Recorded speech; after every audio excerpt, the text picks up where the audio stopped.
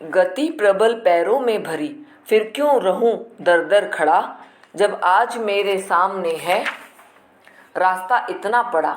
जब तक न मंजिल पा सकूं तब तक न मुझे विराम है, चलना हमारा काम है। गति यानी कि रफ्तार, स्पीड। दर दर मतलब प्रत्येक द्वार पर मैं क्यों रुकूं। मार्ग, राह, रास्ता। विराम यानी कि आराम। यह एक प्रेरणादायक कविता है।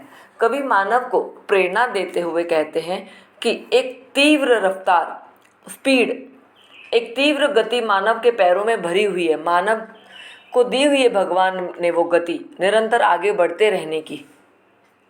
फिर भी मनुष्य ऐसे क्यों है कि उसका उपयोग ही नहीं करते हैं? क्योंकि भिक्षुक की भांति दर दर खड़े होकर आशा की उम्मीद लगाते हैं। आज जहाँ मनुष्य के पास बाहुबल है, मार्ग भी साफ है, तब वह कायरों की भांति मंजिल को पाने के लिए प्रयास नहीं कर रहा है।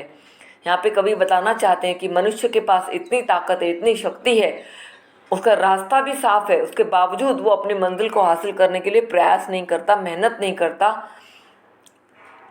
बस दर दर भटकता रहता है।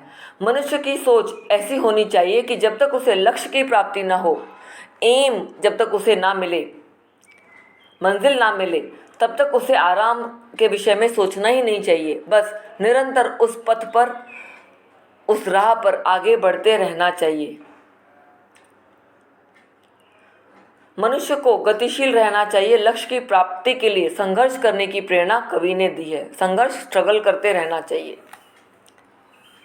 कुछ कह लिया, कुछ सुन लिया, कुछ बोझ अपना बंट गया, अच्छा हुआ तुम मिल गई, कुछ रास्ता ही कट गया।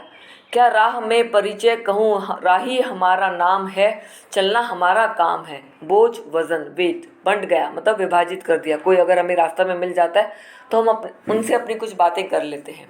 कवि कहते हैं कि राह में चलते हुए अनगिनत राही जो विकास की ओर आगे बढ़ रहे हैं, हमारे जैसे न जाने कितने लोग हैं जिन्हें लक्ष्य हासिल करना है, वो हमारे साथ चलते रहते हैं, जो हमारी ही तरह अपनी मंजिल की तलाश में बढ़े चले जा रहे हैं।